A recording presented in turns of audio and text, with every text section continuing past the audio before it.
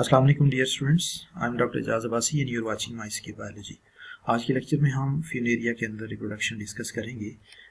Funaria जो है ये एक मॉस है जो वेजिटेटिव, सेक्सुअल और एसेक्सुअल मोड से रिप्रोड्यूस करता है। वेजिटेटिव रिप्रोडक्शन जो है ये डिफरेंट वेज से होती है। फ्रेगमेंटेशन है, गैमी फॉर्मेशन है, सेकेंडरी प्रोटोनिमा है और एपोस्पोरी है। सो फ्रेगमेंटेशन जो है उसमें क्या होता है, जो प्रोस्टेट ब्रांचेस हैं उनकी डेथ होती है और जो इरेक्ट ब्रांचेस हैं they grow as independent plant. So इस तरह की एक फ्रेगमेंटेशन टाइप जो है वो वेजिटेटिव रिप्रोडक्शन इसके अंदर होती है, जिसमें जो प्रोस्टेट ब्रांचेस हैं उनकी डेथ होती है और जो इरेक्ट अपराइट ब्रांचेस होती हैं वो जो है वो इंडिपेंडेंट प्लांट के तौर पे ग्रो करना शुरू कर देती हैं। Gammy formation. Small gammy develop along midrib of the leaves in groups and on detachment develop into a new plant. So midrib के अलोंग जो है ये गैमी जो है वो डेवलप होते हैं और जब ये डिटैच होकर कहीं सबस्ट्रेट पे जाके अटैच होते हैं तो ये एक नया प्लांट जो है वो डेवलप कर देते हैं। उसके बाद सेकेंडरी प्रोटोनिमा है। जब स्पोर जर्मिनेट करता है तो उससे जो एक मल्टी सेलर स्ट्रक्चर डेवलप होता है that is called protonema. Some time protonema जो है ये फ्रेगमेंटेशन के थ्रू मल्टीपल प्रोटोनिमा में जो है वो डिवाइड हो जाता है, यूजली कुछ सेल्स की जो डेथ की वजह से। तो ये जो नए प्रोटोनिमा डेवलप होते हैं उनमें से हर एक ग्रो करके एक नया प्लांट डेवलप कर देता है। सो ये जो नए प्रोटोनिमा डेवलप होते हैं उनको हम सेकेंडरी प्रोटोनिमा कहते हैं और उनसे जो है वो फिर न्यू प्लांट्स डेवलप होते हैं। There is apospory. एपोस्पोरी जो है वो क्या है, in some cases sporophyte is founded and produces protonema. Some time sporophyte जो है उसकी जो है वो जो है वो उसमें वाउंडिंग होती है और उसके रिजल्ट में वो प्रोटोनिमा डेवलप कर देता है। These birds develop on the birds develop on it, which grow and develop a diploid plant. So जो प्रोटोनिमा डेवलप हुआ है उससे फिर आगे जो है वो एक नया डिप्लॉयड प्लांट डेवलप हो जाता है। सो ये एक किस्म की जो है वो वेजिटेटिव प्रोपिगेशन है जिसमें एक स्पोरोफाइट से जो है वो एक नया स्पोरोफाइट डेवलप हो जाता है, डिप्लॉयड स्पोरोफाइट। तो इस तरह के जो है वो वेजिटेटिव रिप्रोडक्शन को हम एपोस्पोरी कहते हैं। There is asexual reproduction. Asexual reproduction जो है इसमें स्पोर फॉर्मेशन होती है और स्पोर फॉर्मेशन जो है वो स्पोरोफाइट के अंदर होती है। स्पोरोफाइट जनरेशन को हम आगे डिस्कस भी करेंगे डिटेल में। और स्पोरोफाइट जनरेशन को हम स्पोरोगोनियम भी कहते हैं और इसके अंदर मियोसिस के थ्रू हैप्लॉइड स्पोर प्रोड्यूस होते हैं। स्पोरोफाइट जो है या स्पोरोगोनियम ये जो है वो फुट, सीटा और कैप्सूल में जो है वो डिफरेंशिएटेड होता है। फुट जो है ये गेमेटोफाइट में एम्बेडेड होता है और वाटर मिनरल एब्जॉर्ब करता है। सीटा जो है ये एक लॉन्ग स्टॉक है और जिसके ऊपर जो है वो कैप्सूल या स्पोरेंजिया डेवलप होते हैं और स्पोरेंजिया या कैप्सूल के अंदर मियोसिस होती है और उसमें हैप्लॉइड स्पोर्स जो है वो प्रोड्यूस होते हैं। Then is the sexual reproduction. Sexual reproduction is oogamous type. जब मेल और फीमेल गैमीट्स जो है वो डिफरेंट सेक्स ऑर्गन्स के अंदर डेवलप होते हैं तो इसको हम जो है वो ओगेमोस रिप्रोडक्शन कहते हैं। Male reproductive structures are called antheridium and female reproductive structures are और archegonium. Funaria is monoecious. Funaria जो मोनोशियस है इसमें जो है वो एक ही थैलस के ऊपर मेल और फीमेल सेक्स ऑर्गन प्रोड्यूस होते हैं और उसके साथ साथ ये ऑटोशियस भी है, यानी एंथ्रीडिया और आर्चिगोनिया जो है वो सेपरेट ब्रांचेस के ऊपर डेवलप होते हैं एक ही थैलस के अंदर। Sex organs are borne on leafy gametophore in terminal cluster. Sex organ जो है ये मेल और फीमेल ब्रांच के टिप के ऊपर क्लस्टर्स में डेवलप होते हैं और उनके अराउंड जो है वो प्रोटेक्टिव हेयर्स या पैराफाइसिस जो है वो मौजूद होते हैं। फ्यूनेरिया जो है that is protandrous, antheridia mature before archegonia. Funaria जो है उसमें एंथ्रीडिया पहले डेवलप होते हैं और आर्चिगोनिया जो है वो बाद में डेवलप होते हैं। ये जो स्टेप है ये क्रॉस फर्टिलाइजेशन को इंश्योर करता है क्योंकि एंथ्रीडिया पहले डेवलप होते हैं तो जो एंथ्रोजॉइड्स हैं वो पहले जो है वो मैच्योर हो जाते हैं और वो फिर उनको वाटर के थ्रू स्विम करके आर्चिगोनिया तक पहुंचने में जो टाइम लगता है इतनी देर में आर्चिगोनिया जो है वो मैच्योर हो जाता है। Both Enthridia and Archigonia are intermingled with 4 to 6 cell high and 1 cell thick sterile hairs called paraphysis. They protect sex organ and also retain water to avoid desiccation. So Enthridia और Archigonia जो है उनके around paraphysis मौजूद होते हैं जो कि water retain करते हैं और उनको डेसिकेशन या ड्राइनेस से बचाते हैं और उसके अलावा उनको प्रोटेक्ट करते हैं। सो ये है अल्टरनेशन ऑफ जनरेशन। इसमें अगर आप देखें तो ये जो है वो गेमेटोफाइट जनरेशन से, ये मेल गेमेटोफाइट है, इसके ऊपर इस तरह से क्लस्टर्स के अंदर एंथ्रीडिया डेवलप होते हैं और एंथ्रीडिया के अंदर जो है वो स्पॉम्स या एंथ्रोजाइड प्रोड्यूस होते हैं। हर एक एंथ्रीडिया जो है ये इस तरह से इलोंगेटेड स्ट्रक्चर है जिसके अंदर एंथ्रोजाइड या स्पॉम प्रोड्यूस होते हैं। इस तरह से जो फीमेल ब्रांच है उसकी टिप के ऊपर जो है वो आर्चिगोनिया डेवलप होते हैं। आर्चिगोनिया जो क्लस्टर्स की फॉर्म में डेवलप होते हैं। नॉर्मली जो मेन जो यू कैन से जो ब्रांच होती है वो मेल ब्रांच होती है। इससे एक लेटरल ब्रांच जो निकलती है तो ये फीमेल ब्रांच होती है, और फिर ये ग्रो करके तो अक्सर जो है वो मेल ब्रांच से भी बड़ी हो जाती है। तो इसको जो वो हम ये बेसिकली फीमेल ब्रांच कहलाती है। इसमें इस तरह से जो है वो क्लस्टर्स में आर्चिगोनिया डेवलप होते हैं। आर्चिगोनिया जो है वो इस तरह का एक फ्लास्क शेप स्ट्रक्चर है, जिसमें ये नीचे वाला जो है वो एक आप कह सकते हैं कि स्वॉलन पार्ट जो वेंटर कहलाता है, जबकि ये ऊपर इलोंगेटेड पार्ट को हम नेक कहते हैं। तो इसके अंदर जो है वो वेंटर के अंदर एग सेल मौजूद होता है। जब एंथोजाइड मैच्योर होते हैं तो ये वाटर के थ्रू स्विम करके ये आर्चिगोनिया तक पहुंचते हैं और यहाँ पे फर्टिलाइजेशन होती है। इसके रिजल्ट में जाइगोट बनता है। जाइगोट जो है वो डेवलप हो जाता है एक एम्ब्रियो में, और फिर एम्ब्रियो यहीं से स्पोरोफाइट की डेवलपमेंट स्टार्ट होता है। So here is the sporophyte जो कि गेमेटोफाइट के ऊपर डेवलप होता है। गेमेटोफाइट ग्रीन होता है, जबकि स्पोरोफाइट जो है वो नॉन ग्रीन होता है, और ये फूड सीटा और कैप्सूल में डिवाइडेड होता है। कैप्सूल या स्पर्जियम के अंदर जो मियोसिस होती है, और उसके रिजल्ट में हैप्लॉइड स्पोर प्रोड्यूस होते हैं। ये जो हैप्लॉइड स्पोर्स हैं ये फिर ग्रो करके तो ये एक मल्टी सेलुलर स्ट्रक्चर जिसको प्रोटोनिमा हम कहते हैं वो डेवलप करते हैं, और प्रोटोनिमा से फिर मेल और फीमेल गेमेटोफाइट डेवलप हो जाते हैं। सो ये जो गेमेटोफाइट जनरेशन है it produces sporophyte and sporophyte produces gametophyte. Gametophyte जो है ये अपने गेमीट्स के थ्रू स्पोरोफाइट प्रोड्यूस करता है, और स्पोरोफाइट अपने स्पोर के थ्रू जो है वो गेमेटोफाइट प्रोड्यूस करता है।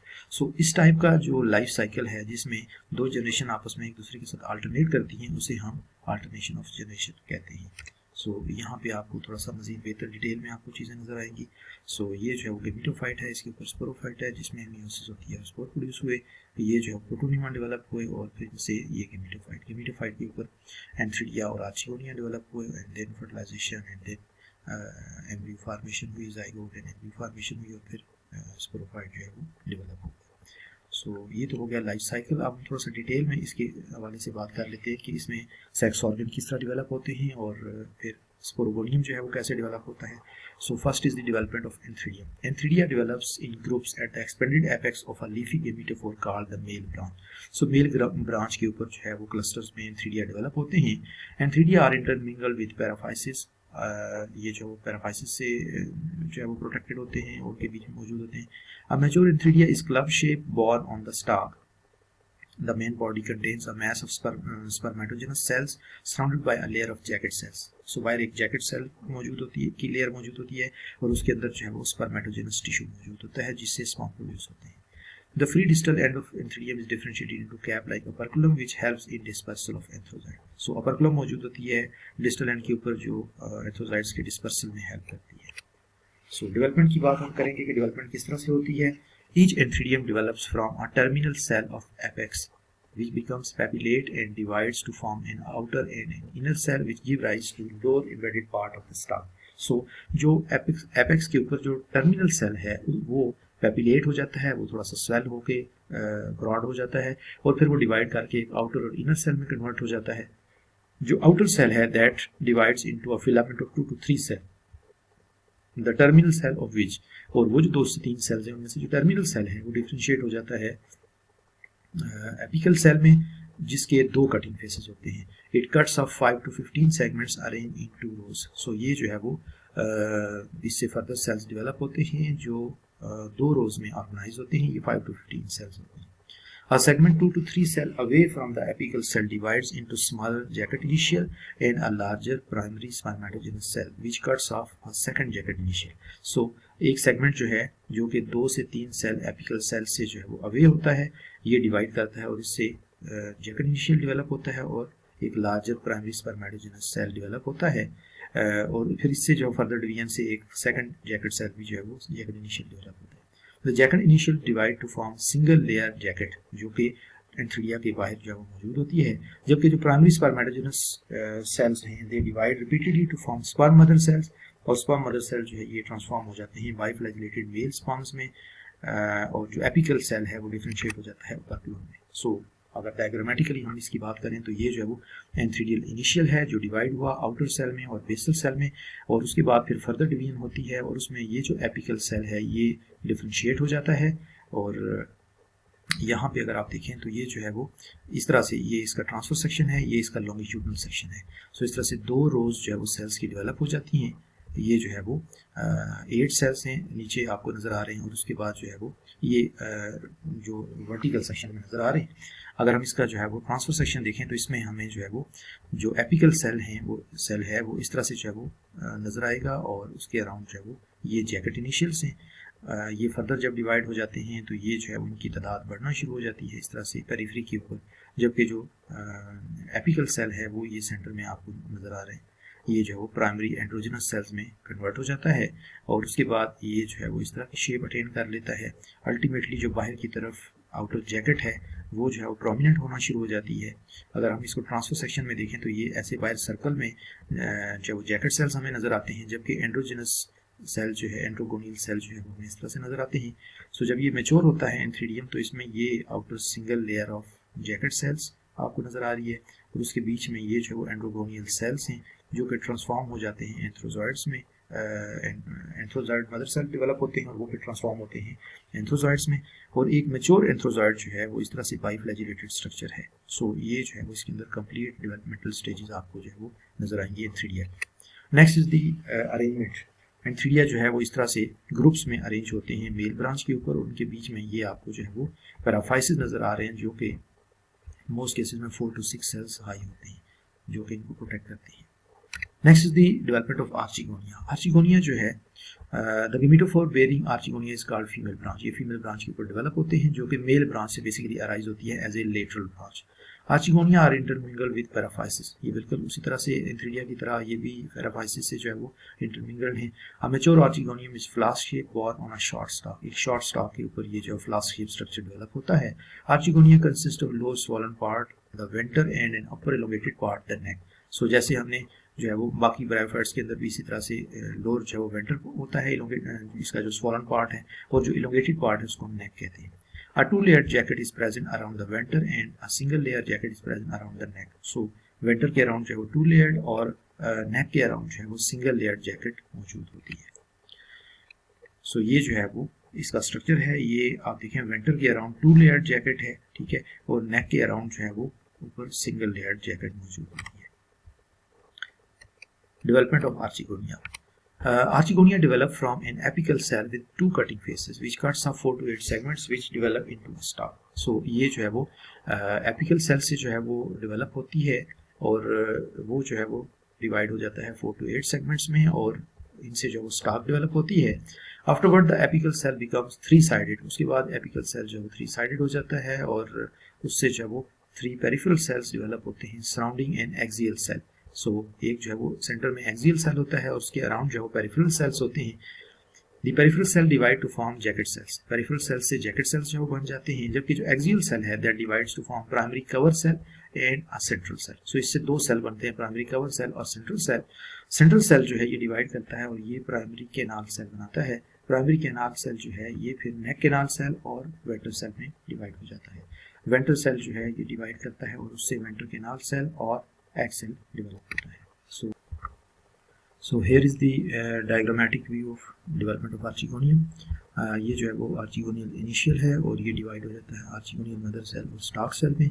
आर्चिगोनियल मदर सेल जो है ये पेरिफेरल सेल और एक्सियल सेल में डिवाइड हो जाता है। इसका अगर क्रॉस सेक्शन देखें तो उसमें इस तरह से आउटर पेरिफेरी के ऊपर जो है वो पेरिफेरल सेल्स नज़र आते हैं, जबकि मिडल में जो है ये एक्सियल सेल नज़र आता है। सो ये फर्दर जो है वो पेरिफेरल सेल जो है वो डिवाइड होकर नंबर में इंक्रीज होते हैं। उसके बाद अगर इसका लॉन्जिट्यूडनल सेक्शन देखें तो ये जो पेरिफेरल सेल थे ये इस तरह से आउटर शील्ड जो है वो डेवलप करते हुए नज़र आते हैं, जबकि सेंटर में इनर सेल मौजूद है। उसके बाद जो है वो ये जो है वो फर्दर इस तरह इलोबरेट होता चला जाता है, और जो सेंट्रल इनर सेल है ये जो है प्राइमरी नेक्स्ट केनाल सेल और प्राइमरी वेंटर सेल में जो है वो डिवाइड हो जाता है। उसके बाद जो फर्दर डिवीजन होती है और नेक केनाल सेल्स जो है उस तरह से डेवलप हो जाती हैं प्राइमरी नेक केनाल सेल से, जबकि जो प्राइमरी वेंटर सेल है वो जो है फर्दर डिवाइड होकर तो वेंटर केनाल सेल और एग सेल में कन्वर्ट हो जाता है। सो इस तरह से एक आर्चिगोनियम जो है डेवलप होता है। वेंटर जो है उसके अराउंड ये डबल लेयर्ड जैकेट मौजूद है, जबकि नेक के अराउंड ये सिंगल जो है वो जैकेट मौजूद होती है, और इस तरह से मिडल में जो है वो नेक केनाल सेल्स मौजूद होते हैं। सो ये जो है वो अरेंजमेंट है आर्चिगोनिया की। इस तरह से क्लस्टर्स में आर्चिगोनिया मौजूद होते हैं फीमेल ब्रांच के ऊपर, और इनके अराउंड पैराफाइसिस मौजूद होते हैं, स्टेराइल हेयर जो प्रोटेक्शन प्रोवाइड करते हैं और जो है वो इनको ड्राइनेस से बचाते हैं। सो ये जो है वो एक आर्चिगोनियम का कंप्लीट स्ट्रक्चर है। ये बेसल स्वॉलन पार्ट जिसको हम वेंटर कहते हैं, और ये एलोंगेटेड नेक है। ये सिंगल लेयर्ड जो है वो जैकेट मौजूद है नेक के अराउंड, और ये बीच में नेक के नाल सेल्स मौजूद हैं। जबकि ये डबल लेयर जैकेट मौजूद है वेंटर के अराउंड, और वेंटर के अंदर एग सेल है, उसके बाद वेंटर के नाल सेल जो है वो मौजूद है। Fertilization, jacket cells imbibe water during the rain or dew drop or dew and split open the operculum forming a pore. Thus dehiscence of Anthridium occurs and spawns are released. So जो antheridium है जब वो water absorb करता है तो उसकी जो ऊपर से ओपर्कुलम है वो जो है वो रिमूव हो जाती है, और जो स्पॉन्स है वो रिलीज हो जाती हैं वाटर के अंदर। At the same time neck canal cell disintegrate forming a mucilage which swells up and disintegrate the apical cell of the neck. So जो आर्चिगोनिया है उसके नेक केनाल सेल जो है वाटर एब्जॉर्ब करके वो भी जो है वो स्वेल हो जाते हैं और एक म्यूसिलेज बना देते हैं, और बाहर की तरफ वो म्यूसिलेज मूव करता है, जिसके रिजल्ट में जो नेक है उसमें एक पैसेज क्रिएट हो जाता है। Sperms are attracted chemotactically and one of the sperm fertilises the egg cell forming zygote. So sperms जो है कीमोटैक्टिकली आर्चिगोनियम के अंदर एंटर होते हैं, और एक स्पॉन जो है वो एग से फर्टिलाइज होता है और ज़ाइगोट डेवलप होता है। Zygote enlarge in size and fill up the venter. So zygote जो है वो साइज में बड़ा होता है और वेंटर जो है उसको ऑलमोस्ट अंदर से कवर कर लेता है। The stimulus of fertilization initiate in the cells of venter which form a protective sheath, the calyptra, around the developing sporogonium. So जो फर्टिलाइजेशन होती है तो उसके साथ साथ जो है वो जो वेंटर के सेल्स हैं वो ग्रो करके तो एक प्रोटेक्टिव शीथ जो है वो डेवलप करते हैं, जिसको हम कहते हैं कैलिप्ट्रा, और ये स्पोरोगोनियम के अंदर डेवलपिंग स्पोरोगोनियम के अराउंड जो है वो डेवलप हो जाती है। So next the sporogonium, the sporophyte of Funaria is called sporogonium. जो फ्यूनेरिया का स्पोरोफाइट है उसको हम स्पोरोगोनियम कहते हैं, और ये जो है वो हैप्लॉइड स्पोर प्रोड्यूस करता है थ्रू मियोसिस। जो स्पोरोगोनियम का स्ट्रक्चर है उसमें जो है वो फुट, सीटा और कैप्सूल मौजूद होता है। फुट बेसल पार्ट है जो गेमेटोफाइट में एम्बेडेड होता है, सीटा एक लॉन्ग स्टाक है, और ऊपर जो स्पोरेंजिया डेवलप होता है दैट इज कॉल्ड कैप्सूल, और इसके अंदर जो है वो मियोसिस होती है और उससे फिर आगे स्पोर्स जो प्रोड्यूस होते हैं। So next is the internal structure of sporogonium. अगर हम स्पोरोगोनियम का इंटरनल स्ट्रक्चर देखें उसमें जो है वो स्पेशली कैप्सूल को हम फोकस करेंगे। The capsule is differentiated into 3 regions, apophysis, theca and operculum. So पहले हम थोड़ा सा डायग्राम का व्यू देख लेते हैं ताकि आपको थोड़ा सा आइडिया हो। ये जो इसका बेसल पार्ट है इसको हम कहते हैं एपोफाइसिस, जबकि ये ऊपर वाला जो पार्ट है इसको हम कहते हैं थीका। सो इसमें आपको ज़रा वो बेहतर भी नज़र आ जाएगा। सो इसको हम जब फर्दर डिस्क्राइब करेंगे। Apophysis. It is the slightly swollen basal sterile part of the capsule. It consists of epidermis having stomata, photosynthetic spongy layer of parenchyma cells and intercellular spaces. So ये जो है इसके अंदर parts मौजूद होते हैं. The center is occupied by a strand of thin-walled vertically elongated cells that are conducting in nature. So central cell जो है वो conducting होते हैं. उसके बाद जो थीका है, it is the central part of the capsule characterized by sterile central column, the columella. So इसका जो सेंट्रल स्टेराइल कॉलम है उसको कोलुमेला कहते हैं, which is surrounded by a barrel-shaped spore sac that contains spore mother cells. इसमें जो है वो इसके अराउंड जो है वो एक बैरल शेप स्पोर सैक होता है जिसमें स्पोर मदर सेल जो मौजूद होते हैं। Outer to the spore sac is air space traversed by strands, the trabecula which connect spore sac to the capsule wall. So trabecula जो है वो स्पोर सैक को कैप्सूल वॉल से कनेक्ट करते हैं। The wall of theca consist of epidermis, hypodermis and 2 cell thick photosynthetic spongy layer. So इसमें जो है वो एपिडर्मिस, हाइपोडर्मिस और 2 cell thick spongy photosynthetic layer मौजूद होती है। जो ओपर्कुलम है, it is a conical and cap like terminal region of capsule. It consist of 3 to 4 layers of thin walled sales covered with epidermis. So इसमें जो 3 से 4 layer जो है वो थिन वॉल्ड सेल्स मौजूद होते हैं। Immediately below the operculum is peristome which is ring of tooth like segments. So operculum के नीचे जो पेरिस्टोम मौजूद होती है, peristome is attached to the ring of thin walled cell that form a ring of capsule. So इसके साथ एक और जो है वो रिंग थिन वॉल्ड सेल्स का मौजूद होता है। The peristome teeth are hygroscopic and respond to slight changes in humidity. ये हाइग्रोस्कोपिक होते हैं और ये मॉइस्चर को जो है वो रिस्पॉन्ड करते हैं। जो ही मॉइस्चर इनके अंदर मॉइस्चर एयर में मौजूद होती है, अगर ज़्यादा होती है तो उससे ये जो वो स्वेल हो जाते हैं, और अगर मॉइस्चर कम होती है तो ये थोड़ा सा कंट्रैक्ट हो जाते हैं। सो ये जो है इनकी हाइग्रोस्कोपिक नेचर की वजह से होता है। The region of capsule above theca consists of 4 to 5 layers of epidermal cells. The lower 2 layer consists of 2 layers of thin walled cells called annulus. जो निचली 2 layers होती हैं वो annulus बनाती हैं इनमें से. The degeneration of annulus results in dehiscence and dropping of operculum. So annulus जो है उसकी degeneration से जो है वो dehiscence और operculum जो है वो drop हो जाती है और यूँ जो स्पोर्स हैं वो फ्री हो जाते हैं डिस्पर्स होने के लिए. सो अगर हम स्ट्रक्चर देखें तो ये जो है वो इसका जो लोअर पार्ट था ये एपोफाइसिस है और एपोफाइसिस में ये सेंट्रल कंडक्टिंग स्ट्रैंड है. उसके बाद जो है वो इसके अराउंड ये जो क्लोरेनकाइमाटिस रीजन है ये फोटोसिंथेटिक रीजन है. इसमें थिन वॉल्ड सेल्स होते हैं जो फोटोसिंथेसिस परफॉर्म करते हैं. मिकाज़ोम के अंदर क्लोरोप्लास्ट जो मौजूद होते हैं इसको क्लोरेनकाइमा कहते हैं. और इसके अराउंड ये जो है वो एक सिंगल लेयर्ड एपिडर्मिस जो है वो मौजूद होती है और इसके अंदर स्टोमेटा भी जो है वो मौजूद है. उसके बाद ये जो है वो थीका है और थीका में ये सेंट्रल जो इसका पार्ट है इसमें ये जो है वो कोलुमेला है जो स्टेराइल कॉलम है और इसके अराउंड ये जो एरिया है ये दिस वन इसमें स्पोर सैक मौजूद होता है चारों तरफ. और उसके बाद ये जो स्पोर सैक है इसको आउटर रीजन से जो है कनेक्ट करने वाले ये जो स्ट्रैंड्स हैं इनको हम कहते हैं ट्रेबिक्यूला. और ये जो ट्रेबिक्यूला है इनके अराउंड ये जो है वो एयर कैविटीज मौजूद हैं, एयर स्पेसेस मौजूद हैं.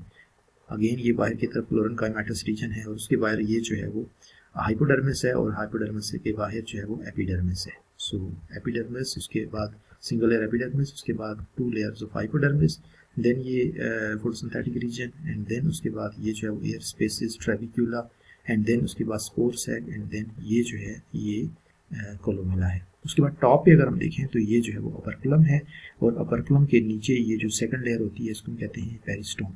और ये वाला जो रीजन और ये वाला रीजन जो है ये एनुलस कहलाते हैं. तो थोड़ा सा इसको फर्दर हम नेक्स्ट डायग्राम में क्लैरिफाई कर देते हैं. सो ये अगर आप देखें तो ये नीचे वाला जो है वो एपोफाइसिस था और इसमें ये सेंट्रल स्ट्रैंड आपको नज़र आ रहा है. यहाँ चूँकि ये कलर डायग्राम है तो थोड़ा सा चीज़ें ज़्यादा बेहतर आपको समझ आएंगी. सो ये जो आउटर एपिडर्मिस है सिंगल लेयर इसमें अगर आप देखें तो ये जो है वो आपको स्टोमेटा जो है वो डिफरेंट पॉइंट्स के ऊपर नज़र आ रहे हैं. जबकि ये बीच में जो ग्रीनिश आपको एरिया नज़र आ रही है ये क्लोरेनकाइमाटिस है. सो एपिडर्मिस के नीचे जो है वो 2 लेयर्ड ये जो है वो हाइपोडर्मिस है और उससे नीचे ये जो है वो क्लोरेनकाइमाटिस रीजन है जो फोटोसिंथेसिस करता है. उसके बाद ये एयर स्पेसेस हैं और इसके बीच में से ट्रेबिक्यूला जो है वो आपको नज़र आ रहे हैं. उसके बाद ये जो है ये स्पोर सैक है.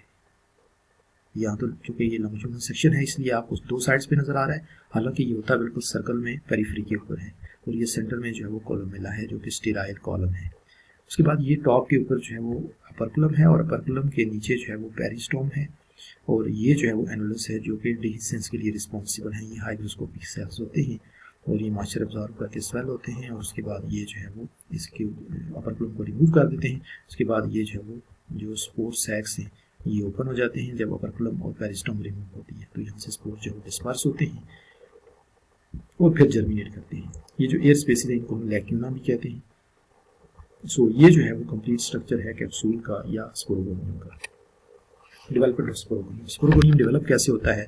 Zygote in large and divide by transfer division into an upper epibasal and a lower hypobasal cell. So zygote जो है वो 2 सेल में डिवाइड हो जाता है एपिबेसल और हाइपोबेसल में विच डिवाइड हाइपोबेसल सेल जो है वो डिवाइड करता है और 2 एपिकल सेल्स जो है वो डेवलप कर देता है. The upper apical cell form capsule and the upper part of the seta. So upper apibasal cell, upper apical cell जो है वो कैप्सूल और सीटा बनाता है जबकि जो लोअर एपिकल सेल है वो जो है सीटा और फ्रूट बनाता है. लोअर पार्ट ऑफ सीटा and fruit. The segment cut off from upper apical cell divide and develop into central 4 cell endothelium. So जो इससे segments जो upper apical cell से जो है वो segments cut off होते हैं वो divide करके तो central 4 cell endothelium बना देते हैं एंड पेरिफेरल 8 सेल एम्पीथीसियम और इससे जो है और साथ जो है वो 8 सेल एम्पीथीसियम डेवलप होती है. These layers act as fundamental embryonic layers of sporogonium. और ये जो 4 सेल एंडोथीसियम और जो 8 सेल एम्पीथीसियम है ये जो है वो एम्ब्रियोनिक लेयर्स जो है वो कहलाती हैं स्पोरोगोनियम की. Endothecial cells form central columella and sporogenous tissue which is also called archesporium and inner spore sac. So ये पार्ट्स जो है वो बनते हैं एंडोथीसियल सेल से. और जबकि जो एम्फीथीसियम है that divide and develop outer spore sac trabecula spongy layer and hypodermis in epidermis. So ये पार्ट जो है वो एम्फीथीसियम से डेवलप होते हैं. In apical region of capsule, endothecium form peristome, operculum and annulus. So peristome, operculum और annulus जो है ये एपिकल रीजन में जो है वो एंडोथीसियम से डेवलप होते हैं। In region of apophysis endothecium forms conducting strand, spongy zone and epidermis. So ये पार्ट्स जो है वो एपोफाइसिस के रीजन में डेवलप होते हैं एंडोथीसियम से। When capsule mature, operculum cells below epidermis dry and shrivel। So जब कैप्सूल मैच्योर होता है तो जो operculum cells जो कि एपिडर्मिस के नीचे होते हैं ये जो है वो ड्राई हो जाते हैं और रिमूव हो जाते हैं। When operculum is shed, peristom regulate the dispersal of spores। operculum जब रिमूव होती है तो उसके बाद पेरिस्टोम जो है ये स्पोर्स का डिस्पर्सल जो है उसको रेगुलेट करती है। Spore germinate immediately after dispersal and develop into branch multicellular filament the protonium. So spore germinate करते हैं फॉरन से और फिर जो है ये मल्टीसेलुलर प्रोटोनियम डेवलप कर देते हैं। सो इस तरह से जो है वो एक मल्टीसेलुलर प्रोटोनियम जो है वो डेवलप होता है और फिर इससे ये जो है वो यंग गैमेटोफोर या गैमेटोफाइट जो है वो डेवलप होता है। ये नीचे इसकी राइजॉइड्स हैं। सो ये जो है वो मैच्योर होके तो फिर जो है वो आगे गैमीट्स प्रोड्यूस करता है, गैमेटोफाइट कहलाता है और गैमीट प्रोड्यूस करता है और फिर इस तरह से इनका जो लाइफ साइकिल है वो कंटिन्यू होता है।